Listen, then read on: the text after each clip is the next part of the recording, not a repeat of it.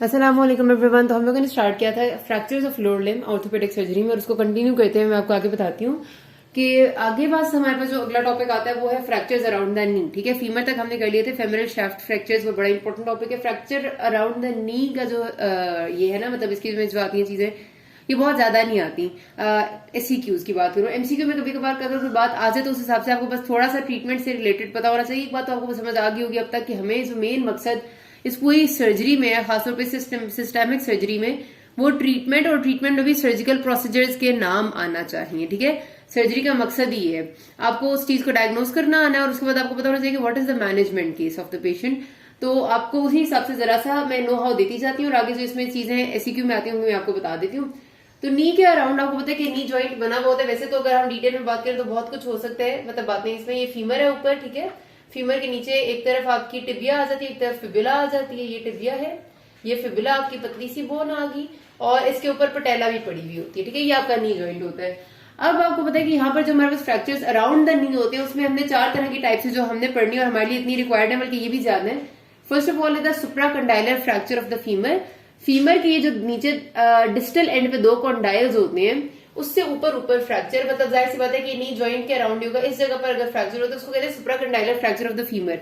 तो ये वाला अगर फ्रैक्चर होगा तो इसमें आपका हमारे पास ये वाला हिसाब है कि मतलब फ्रैक्चर हो जाएगा तो हमें उसमें ज्यादातर ये होता है कि इंट्रामेडलरी नेलिंग, यानी कि इनसाइड द मेडल्ला हमने नेल करना होता है ताकि बिल्कुल सही से फिक्स हो जाए, और उसके साथ साथ हम इसको ओपन फिक्सेशन ही करते हैं, मतलब इसको हमें खोल के ही करना पड़ता है। अच्छा, एक बात ध्यान में रखना कि जितने भी नी के अराउंड फ्रैक्चर्स होते हैं उसमें हमें परफेक्ट रिडक्शन चाहिए होता है। ये एमसीक्यू आता होता है, मैंने पहले भी आपसे बात की थी कि आपके इंट्रा आर्टिकुलर फ्रैक्चर्स तो खास तौर पे जितने भी होंगे, इंट्रा आर्टिकुलर का मतलब होता है कि जॉइंट के अंदर वाली जगह का फ्रैक्चर अगर हो जाए, सपोज ये कि मेरे पास ये वाली जो बोन है इसका डिस्टल मोस्ट पोर्शन जॉइंट में इन्वॉल्व है, तो अगर ये वाला पोर्शन फ्रैक्चर होगा तो मुझे लाजमी ओपन रिडक्शन करनी है और 100% फिक्सेशन ठीक होनी चाहिए, वरना जॉइंट पक्का पक्का डिफॉर्म हो सकता है और पेशेंट की मोबिलिटी बहुत शदीद खराब हो सकती है। तो फ्रैक्चर्स अराउंड द नी में जितने भी फ्रैक्चर्स आते हैं उनमें हमारी कोशिश होती है कि हम 100% रिडक्शन ठीक करें, उसमें थोड़ा बहुत भी 5-7 डिग्रीज की एंगुलेशन ना रहे ताकि जॉइंट में प्रॉब्लम ना आए।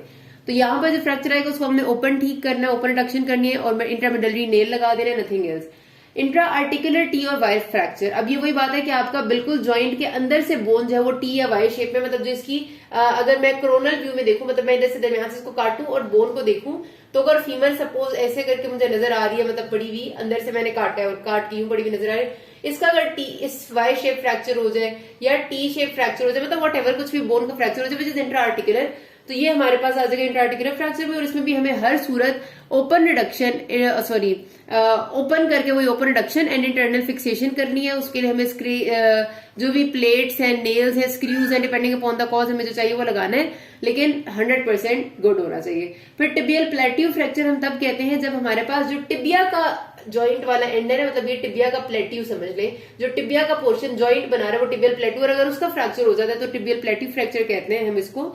और इसमें हमारे पास जो प्रॉब्लम होती है वो ये होता है कि लैटरल साइड से अगर फ्रैक्चर होगा तो एंटीरियर टिबियल आर्टरी डैमेज होने का खतरा होता है। ये एमसीक्यू आता होता है, बुक में भी लिखा हुआ है, याद रखना। ठीक है, anterior tibial artery lateral portion से पास करती है, अगर लैटरल प्लेटिक फ्रैक्चर होता है तो हमारे पास एंटीरियर टिबियल आर्टरी का डैमेज होने का खतरा होता है। ठीक है, यहाँ भी हमें 100% रिडक्शन चाहिए, ओपन रिडक्शन से हम इसको ठीक करना है। आखिर में है प्रॉक्सिमल टिबियल फ्रैक्चर्स, यानी कि ऊपर वाला पोर्शन टिबिया का जो कि नी जॉइंट के अंदर आ रहा है, इसमें अगर फ्रैक्चर हो जाएगा तो भी हमारे पास ये fracture around the knee joint आता है, और इसमें भी हमें कोशिश ये होती है कि हम इसमें बेहतरीन तरीके से रिडक्शन करें। अगर क्लोज रिडक्शन चल सकती है तो चलाएंगे, अदरवाइज ओपन रिडक्शन करेंगे। और हमने ख्याल रखना होता है कि नी जॉइंट के आसपास जितने भी वेसल्स और नर्व्स हैं वो डैमेज ना हो। ठीक है, ये बस इतनी से आपके लिए काफी है। ये इंपॉर्टेंट चीज आ जाती है टिबियल शाफ्ट फ्रैक्चर, इसका बहुत ज्यादा एससीक्यू आता होता है। एक टिपिकल एससीक्यू आता है कि आपके पास पेशेंट आया है after a road traffic accident और उसको गाड़ी ने हिट कर दिया। एक बात आप ध्यान में रखना कि गाड़ी का जो बम्पर होता है ना, ये गाड़ी है ऐसे करके, ठीक है, तो ये गाड़ी के आगे इस जगह पर लगा हुआ होता है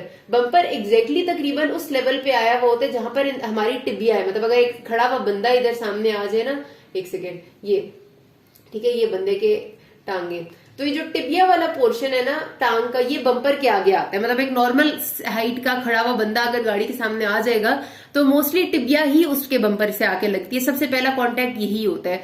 तो इस वजह से जो आपके कार एक्सीडेंट्स होते हैं उसमें 90% केसेस में टिबियल फ्रैक्चर हो चुका होता है, क्योंकि कार डायरेक्ट आके जब पहला हिट देती है तो वो सीधा आपकी टांगों पे होता है, ये टिबिया पे, और इसीलिए इस फ्रैक्चर को भी हम बम्पर फ्रैक्चर कहते हैं। ये भी बहुत ज्यादा पूछते हैं आपसे वाइवा में कि व्हाट आर बम्पर फ्रैक्चर्स। जो टिबियल शाफ्ट फ्रैक्चर्स है which are due to the hit by a car are known as bumper fractures.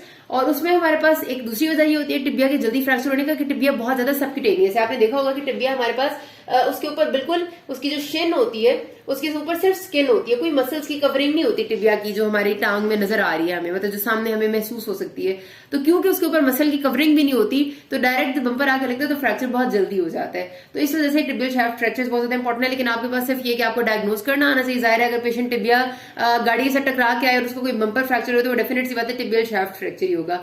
और उसमें फिर आपको बता देते हैं कि आइदर इट इज स्किन का वूंड खुला हुआ है या बंद है, ये आपको सिनेरियो में अक्सर बता देते होते हैं। अदरवाइज आपसे पूछ लेते हैं कि क्लासिफाई करें तो दो तरह के हो सकते हैं, या तो ये कि स्किन क्लोज्ड है, जिस तरह आपको पता है कि ऊपर कोई जख्म नहीं आया लेकिन अंदर फ्रैक्चर हुआ है, वो क्लोज टाइप ऑफ फ्रैक्चर्स होते हैं। और उसमें हमारे पास अक्सर औकात ये होता है कि डिस्प्लेसमेंट भी नहीं होती, तो हम सिर्फ और सिर्फ उसमें क्लोज रिडक्शन करके ऊपर प्लास्टर ऑफ पेरिस यानी वो पूरा जो प्लस्तर है वो कर देते हैं टांग को, और ट्रैक्शन या कुछ अप्लाई कर देते हैं ताकि वो अपनी जगह पर ठीक हो जाए। जो ओपन फ्रैक्चर्स है उनको हर सूरत में हमने ओपन रिडक्शन ही करनी होती है। ओपन फ्रैक्चर्स के 3 ग्रेड इन्होंने बनाए हुए डिपेंडिंग अपॉन के वुंड का साइज कितना है। अगर आपके पास जो आपका स्किन के ऊपर जख्म बना है, ठीक है, ये आपकी स्किन है और इसके ऊपर जख्म बना है टिबिया के फ्रैक्चर के बाद, वो less than 1 centimetre in size है तो उसको ग्रेड 1 कहते हैं, ठीक है। और फ्रैक्चर भी आपका सिंपल फ्रैक्चर है, कम्युनिटेड नहीं है। सिंपल का मतलब है कि मतलब 2 टुकड़ों में बोन डिवाइड हुए है, ऐसे नहीं कि मल्टीपल पीसेज में होगी, ठीक है। अगर आपके पास ग्रेटर देन 1 सेंटीमीटर है इसका साइज और थोड़ी सी सॉफ्ट टिश्यू इंजरी ज्यादा हुई है तो उसको हम ग्रेड 2 में लेके आते हैं। और अगर बहुत ज्यादा सॉफ्ट टिश्यू इंजरी से मुराद है कि बहुत ज्यादा स्किन लेसरेशन है आसपास के जो टिबिया के साथ वाले मसल्स पड़े हुए हैं वो भी बहुत डैमेज हुए हुए हैं, टिबिया भी कम्युनिटेड फ्रैक्चर में आ गई है, तब उसको ग्रेड 3 कहते हैं। लेकिन कुछ भी होगा, अगर वो आपको कह देते हैं कि पेशेंट आपके पास आया है, बम्पर फ्रैक्चर था, गाड़ी से टकराया है और उसको ओपन वुंड भी है इस टांग पे, तो आपसे वो पूछते हैं कि व्हाट इज, पहले अक्सर औकात आपसे पूछते हैं कि ओपन फ्रैक्चर क्या होता है। तो ओपन फ्रैक्चर वो होगा जिसमें there is a breach in the skin along with the underlying bone fracture, ठीक है। तो ये भी आपसे पूछते हैं, फिर आपसे कहते हैं कि कौन सा ये टिबियल शाफ्ट फ्रैक्चर है, बम्पर है, उसको मैनेज कैसे करेंगे, उसकी कॉम्प्लिकेशंस क्या है, ये सब कुछ आपको टिबियल फ्रैक्चर का आना चाहिए। तो टिबियल फ्रैक्चर ट्रीटमेंट बिल्कुल सिंपल है, इसमें कोई नई बात नहीं है। वही सारी बातें कि पेशेंट आपके पास आया तो हमने सबसे पहले ATLS प्रोटोकॉल, क्योंकि गाड़ी का एक्सीडेंट हुआ है ना तो कुछ भी हो सकता है, ATLS प्रोटोकॉल के अकॉर्डिंग हमने उसकी airway, breathing, circulation, disability and exposure, ये सारी चीजें पहले सबसे मेंटेन करनी है। उसके बाद हमने वुंड को डिब्राइड करना है, यानी उसको क्लीन करना है, साफ सुथरा करना है और उस पर सलाइन से धोना है वगैरह वगैरह। उसके बाद हमने उसको एनाल्जेसिक्स देने, उसके बाद हमने एंटीबायोटिक्स देने, टेटनस प्रोफाइलैक्सिस देने, एंड में हमने स्पेसिफिक ट्रीटमेंट के उसकी open reduction and external fixation of the bone करनी है, दैट्स इट। अगर उन्होंने इतना ही पूछा हम भी इतना ही बताएंगे, हमें और कुछ भी बताने की जरूरत नहीं। बहुत आसान सी ट्रीटमेंट है, लेकिन आपने याद रखनी है कोई भी फ्रैक्चर जब आपका रोड एक्सीडेंट का आएगा ना तो उसमें आपने ATLS प्रोटोकॉल के अकॉर्डिंग वाली बात लाजमी लिख देनी है और ये सारी बातें बाकी लिखेंगी। कॉम्प्लिकेशंस भी कोई मुश्किल बात नहीं है इसमें, आपको अच्छे से पता है कि जब भी कोई कॉम्प्लिकेशन पूछते हैं ना वो उसमें एक चीज तो आप हमेशा लिख ही सकते हैं कि बोन्स का मेल यूनियन ठीक से ना जुड़ना, या फिर नॉन यूनियन बोन्स का जुड़ना ही ना, या फिर आपके पास आ जाता है जैसे अब टिबिया वाली जगह ये आपके पास होता है compartment, anterior portion of leg में कंपार्टमेंट होता है। तो यहाँ पर अगर आपका हिमाटोमा कलेक्ट हो जाएगा, ब्लड कलेक्ट हो जाएगा तो कंपार्टमेंट सिंड्रोम हो सकता है, प्रेशर डेवलप हो सकता है बाकी सारे स्ट्रक्चर्स पे। उसके साथ डेफिनेट सी बात है वेस्कुलर इंजरी हो सकती है, नर्व इंजरी हो सकती है। नर्व इंजरी होगी तो फुट ड्रॉप हो जाएगा, अगर आपकी नर्व डैमेज हो गया और नर्व जो है वो फुट को सप्लाई कर रही थी और अब फुट ऊपर ही नहीं रह सकता तो foot drop due to nerve injury, vascular injury. ये सारी बातें है ना बिल्कुल सेल्फ लिखने वाली है, इसमें कोई ऐसी मुश्किल बात नहीं है, लेकिन आपने ये लिखनी है, क्वेश्चन आता होता है बहुत ज्यादा आता है, इसको याद ही कर लेना, ठीक है।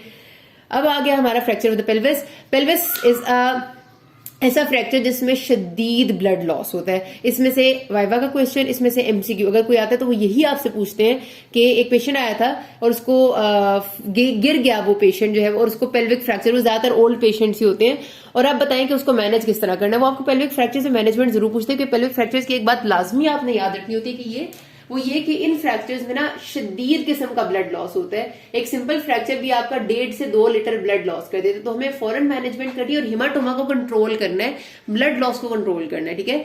ब्लड लॉस को कंट्रोल करना है, हिमाटोमा को बनने से रोकना है, ये 2 हमारे लाजमी काम होते हैं। तो इस वजह से इसकी जो अब हम मैनेजमेंट लिखते हैं ना पेल्विक फ्रैक्चर्स की, वैसे तो इसकी क्लासिफिकेशन है, क्लासिफिकेशन में हम कहते हैं कि वो फ्रैक्चर जो स्टेबल हो, स्टेबल का मतलब है कि जिसमें आपकी पेल्विक बोन अपनी नॉर्मल मोबिलिटी को काफी हद तक मेंटेन रख सकती है, मतलब पेशेंट स्टेबली चल के या मतलब जिस तरह वो आ सकता है काफी बेहतर तरीके से आ सकता है। अनस्टेबल फ्रैक्चर हम तब कहते हैं जब पेशेंट की मूवमेंट बहुत शदीद खराब होगी और पेल्विस आगे या पीछे से बोन 2 और मोर पीसेस में डिवाइड होगी है, ठीक है, उसको हम अनस्टेबल कहते हैं। अनस्टेबल में फिर आपके पास आते हैं rotationally unstable and vertically unstable fractures. Rotationally unstable का मतलब है जिसमें आपकी रोटेशन ऑफ द हिप बिल्कुल लिमिट होगी है और वो पेशेंट रोटेट कर ही नहीं सकता। और वर्टिकली अनस्टेबल वो होते हैं जिनमें आपकी वर्टिकल आगे पीछे movement of the hip joint, hip जो आपकी बेसिकली पेल्विस की मूवमेंट बिल्कुल खत्म होगी। मतलब ये कि डिफरेंट जगहों पर टूटने से ऐसी चीजें आ जाती हैं, लेकिन इसकी डिटेल में जाने से हमें कोई गर्ज नहीं है। हमें जो गर्ज है ना बहुत ज्यादा वो है मैनेजमेंट से। याद रखना है, मैंने भी आपसे कहा कि पेल्विक फ्रैक्चर्स की मैनेजमेंट में सबसे पहले तो आपकी आगे ना जाहिर पेशेंट गिरा होगा, बूढ़ा पेशेंट है तो ATLS को तो आपने नहीं भूलना, ABCDE कर लेना है। उसके बाद अगली चीज जो है वो है स्टॉप द ब्लीडिंग, लाजमी। उसके बाद अगली चीज है कि ब्लीडिंग की वजह से पेशेंट को क्या होगा, हाइपोवोलीमिया हो जाएगा, उसके अंदर ब्लड कम हो जाएगा तो पेशेंट हाइपोवोलीमिया हाइपोटेंशन में चला जाता है। तो कंट्रोल हाइपोवोलीमिया एंड हाइपोटेंशन, उसको आपने फौरी तौर पर फ्लूइड्स देने होते हैं, उसको आपने उसके ब्लड प्रेशर को मेंटेन करना होता है, जो ड्रॉप हुआ है उसको नॉर्मल पिलाना है। जाहिर है 1 लीटर ब्लड लॉस हो जाना बहुत बड़ी चीज होती है, ठीक है। अच्छा, उसके बाद आपने अगला काम क्या करना है कि अगर पेशेंट जो पेल्विक फ्रैक्चर के साथ आते हैं ना वो अक्सर औकात कोई बहुत ज्यादा सवेयर इंजरी होती है, मतलब अगर पेल्विस इतनी आसानी से फ्रैक्चर नहीं था, अगर वो गिरा था और उसको या तो ऑस्टियोपोरोटिक बोन्स थी तो वो फ्रैक्चर जो है वो हो गया। अगर उसका फ्रैक्चर पेल्विस का और किसी वजह से हुआ तो वो ज्यादातर बहुत तेज कार की इंजरीज की वजह से हो जाता है या किसी और वजह से, तो उसमें आपकी अक्सर औकात एसोसिएटेड एब्डोमिनल इंजरीज भी होती हैं। तो आपने क्या करना है, अब ये तो नहीं है कि एक पेशेंट है उसको बहुत जोर का एब्डोमेन में वूंड आया हुआ है और उसका एब्डोमेन के अंदर से उसकी ब्लैडर रप्चर हो चुका है, उसका मिजेंट्री रप्चर हो गई है, उसकी स्मॉल इंटेस्टाइन रप्चर हो गया। अब ये तो ये ना कि आपके ऑर्गन्स रप्चर हुए हुए हैं तो आप पेल्विस फ्रैक्चर को इंटरनल फिक्सेशन करने लग जाए, तो ऐसा नहीं करना होता। मैनेजमेंट में आपने ये लिखना और बुक में भी ऐसे ही लिखा हुआ होता है कि आपने पहले पेशेंट को तो ये कर दिया ATLS के अकॉर्डिंग, फिर stop bleeding, control haematoma, control hypovolaemia and hypotension.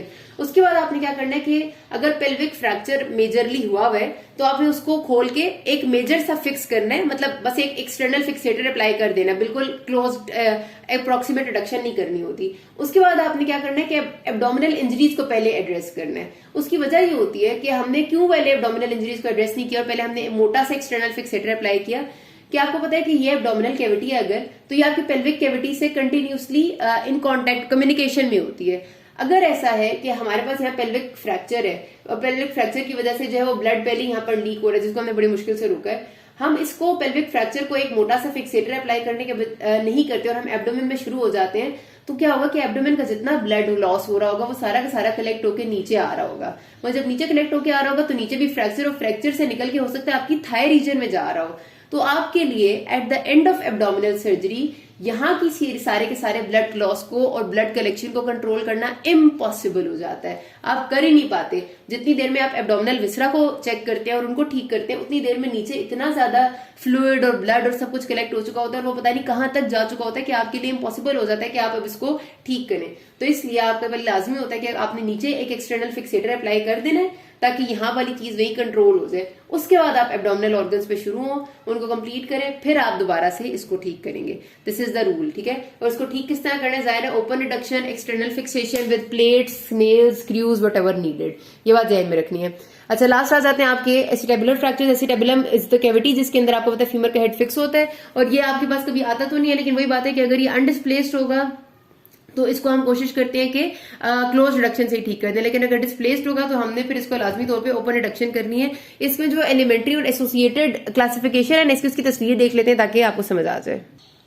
ये देखिए जी, इसमें हमारे पास दो तरह के एसिटेबुलर फ्रैक्चर्स होते हैं। जो एलिमेंट्री फ्रैक्चर होते हैं उसमें हम ये कहते हैं कि एक कोई एलिमेंट एसिटेबुलम का फ्रैक्चर हुआ है, और जो होते हैं हमारे एसोसिएटेड उसमें कोई भी दो एलिमेंट्स मिलकर फ्रैक्चर हो जाते हैं। इस तस्वीर में बहुत अच्छे से बताया हुआ है, ये एसिटेबुलम है, ठीक है, कप शेप जो स्ट्रक्चर है छोटा सा।